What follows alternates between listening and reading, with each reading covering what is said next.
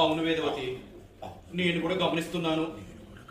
విష్ణు నా రక్తం పంచుకొని పుట్టకపోయినా నా సొంత కొడుకులా భావిస్తున్నాను.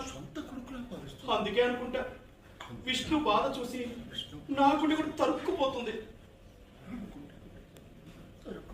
తన ఇబ్బందులు చూసి నా మనసు చలించిపోతుంది.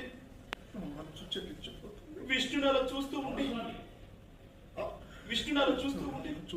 నాకు కూడా తిండి సహించడం లేదు. కానీ ఏం చేస్తాం? ఈ వయసులో తిండి తిప్పలు లేకపోతే మళ్ళీ అనారోగ్యం పాలవుతాం. ఇప్పటికే విష్ణుకున్న సమస్యలు చాలా ఉన్నట్టు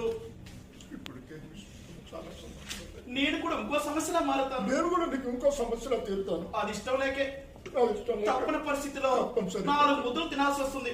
ఏంటో 4 ముద్దలు ఏంటో. అవును, ఈ రోజు దోసకాయ పప్పు చేయమని చెప్పాను.